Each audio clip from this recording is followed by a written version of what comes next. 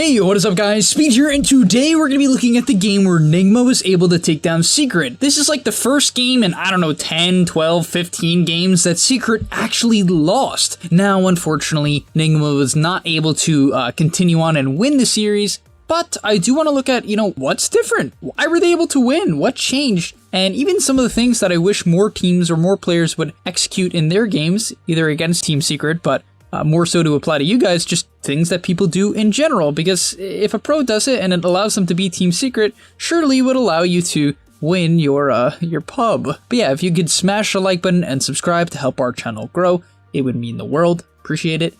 And yeah, and don't forget to subscribe to the GameLeap website. We put in a lot of effort there. Every single day you're going to enjoy the content a ton, and it's extremely educational. I really like to go into niche, advanced topics that I don't always get to cover here on YouTube. So it's sort of the opposite side of the spectrum not always, but a lot of the time. So if you like what you see here, but you want something more in depth, not that this isn't, right? I just say whatever comes to my mind in my YouTube videos, but go check it out. Click the link down below, and I hope to see you there. So the next play I want to talk about here is one that, I'm not going to say I know exactly what Miracle is thinking. No one knows exactly what the other player is thinking. That's why when Twitch chat is constantly flaming people, you don't know what they're thinking. You also probably don't know what they're doing. But in this case, it's a very interesting clip. So Miracle, he decides to TP mid. He sees that the Storm Spirit is playing very aggressive, and I bet that Weeha called out Storm Spirit is playing very aggressive. That's largely what Secret does. They play the lanes very aggressive. And so he TPs in. Makes a lot of sense. This is a very common play on Faceless Void. You get Chrono, you get your Mask of Madness, and you go for a kill. Very, very straightforward. If you don't do this in your Void games, or in your Jug games, or in your Rubik games when you hit level 6, anytime you hit level 6, you're making a mistake. It's very important to play around these timings. But okay, so we get into this clip, right? TPing in. My problem here is that he seems to hesitate a lot. Now, I understand why. He doesn't really see anyone on Secret right now, so maybe they could counter-initiate. Another thought that I think is going through his head here is that the Pugna is sitting behind the Storm. And that's not the case. Now, he doesn't know that, right? So I will be honest, he could just literally Chrono here, the Pugna could decrypt the Storm, and the whole thing could go down the drain. But there's also still a slight chance that they could chain stun him, right? The Decrypt does not last that long in level 1. It's, 3.5 seconds? It's actually the same at all levels, sorry. It doesn't last the entire duration of the Chrono, so you could still follow it up with an Avalanche. All I'm saying here is that I know this looks like a bait, and I think this is Miracle assuming it's a bait, and I also do believe here that he's checking to see if anyone is going for the runes. So if no one's going for the runes, then he will be more hesitant to go on mid. But if they are going for the runes, well, then he can be confident. But nonetheless, he goes for it anyway before the rune timer. So I'm really just trying to understand, and Nisha, being the god that he is able to zip away. Yeah, Nisha is just ridiculous, right guys? Ridiculous. And all I want to say, I really do mean this, all I want to say is that I just wish teams were a little bit more confident. Maybe that wasn't confidence, maybe it really was just the Pugna factor that we talked about beforehand, but I don't know, I thought it was a cool clip to discuss. Tell me what you guys think. What was it, a lack of confidence or the Pugna? One play that I really liked this game was Weeha's approach, and I'm not going to show you his entire time farming. I just want to say, guys, I think a lot of tiny players and tempo controllers aren't willing to just sometimes chill and hit their timing. So you know what I'm talking about? You're playing Tiny or you're playing Ember. You're like, I'm strong right now. I do a lot of damage. I'm just gonna run around and try to kill people. And all of a sudden, at minute 20, you have 60 CS and no items. Super common. And so what I saw here within Weeha that I liked is just for like a couple minutes, 3 minutes, he spent some time farming, cleared some camps, shoved in a couple waves, played a bit greedy, and because of that, he gets a really nice 16-minute blink, right? Not incredible, it's not anything insane, but it's good. It's good for a hero that has 2 deaths right now. It's good. And with this blink timer, we're able to see Team Secret actually lose their mid tower. Nigma makes a really good play.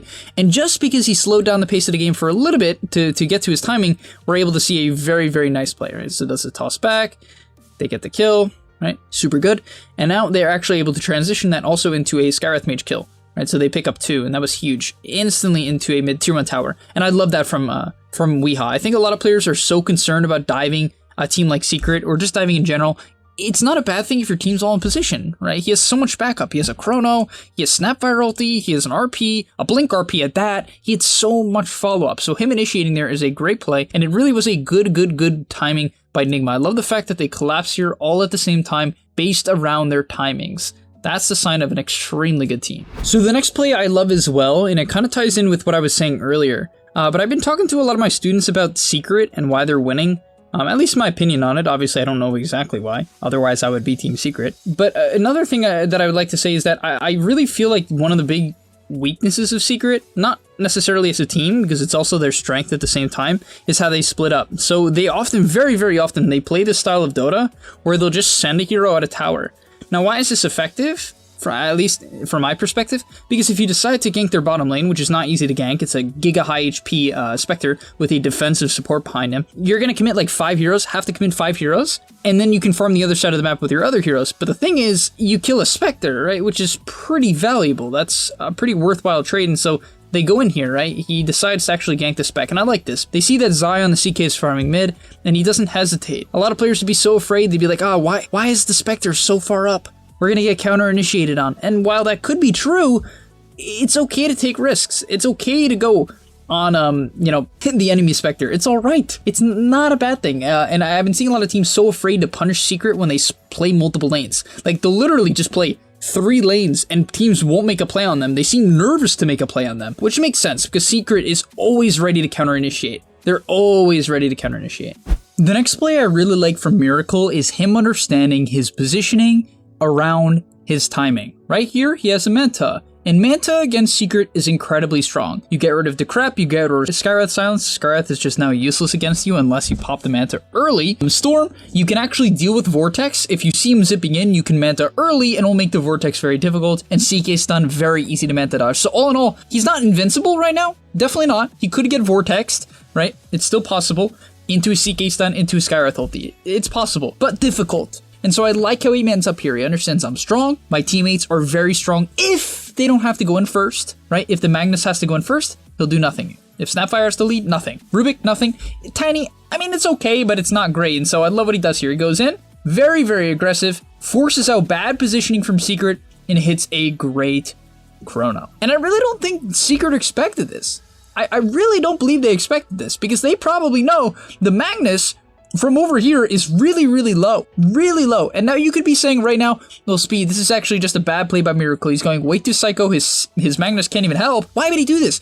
I like when teams are aggressive against Secret. I like when they make Secret go on their toes and make Secret make the bad play. Like right away, you can see the Decrep is forced onto the Skywrath. Now the Storm actually messed up. And that's because he didn't expect the Void to cast Chrono. Who expects a Void to cast Chrono like that? It didn't even look that good in the moment, at least not in my opinion. And so it caught them off guard. I really, really did. And then he just mans up, pops his Manta. Sure, he does end up going down. Wait, no, he doesn't. I actually forgot. He doesn't end up going down there, and he lives. Well, that's the power of Faceless Void, ladies and gentlemen. The hero that never dies, and Time Dilation is the second ultimate. It really is. The spell is just broken, in my opinion. I think it's going to get nerfed. I really do. I think Time Dilation is maybe his best spell, in terms of how people look at them. But yeah, great play by Miracle. I love what he did there. And now, after a couple of bad fights, funny enough, I actually thought Nigma was going to lose this game. I remember watching it, and I really thought this game was going to go south. The reason why I thought that was Secret has this very devastating late-game Storm Spectre, and what this combo does is it basically you haunt in, right? Anytime you have just any glimpse of vision of them, or if you think you want to fight, you haunt, you get vision of the entirety of the enemy team unless they're smoked, and then the Storm can jump whoever he wants, right? And so that's kind of what happens here. You can see that they jump in, right? So they do the combo, they do the haunt combo, the Spectre goes in. Obviously, Team Secret does not want to go on Spectre. This guy's not going to die. Look at his items. He's not dying. No chance. And so I love what Miracle does here. He does not go for Spectre, he adjusts his targets, and he protects his backline.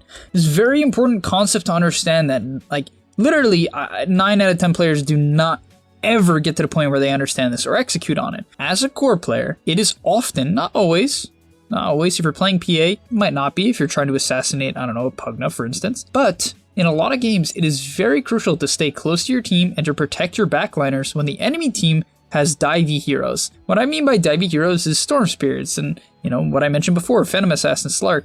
When you play against these sort of heroes, your supports can't cast their spells if you don't protect them. And so, yeah, I like what Miracle does here. He sort of protects his Magnus, which allows his Magnus to obviously stay alive for a little bit longer. His Magnus can now reset, hopefully get off some spells, or at least tank some spells at the minimum, and he's able to get a nice chrono onto the Storm. Also, something I did not mention, which I'll go back for, he actually gets Decrepit right here, And the main thing I want to note, besides the fact that he has like a million status resist, which helps deal with this Decrep, he also sees that, okay, Decrep is used, and because Decrep is used, he can now look for an opportunity to chrono the Storm, and what a good chrono. I mean, really.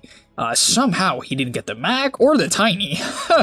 Great position. And yeah, he's able to kill the Pugna. On top of that, this Manta made it very hard for the Pugna actually to Decrep, and if we slow the game down, the Pugna actually, I believe it was a misclick, if I'm not mistaken, but he Decrept the Void when he meant to Decrep the Storm, but because there's so many units, it's so hard to click. The Storm, it literally is just hard to click. And so, funny enough, he was able to get the kill because of this. The Storm did not get Decrep, and so he ended up going down. Now he forces a time dilation down to the Pugna, which makes him completely useless. Literally, he is completely useless. And they are eventually able to do all right in this fight. That wasn't a great fight for them, but I think it could have been far worse based upon how it started. Keep in mind, right? Keep in mind that that was an Aegis fight.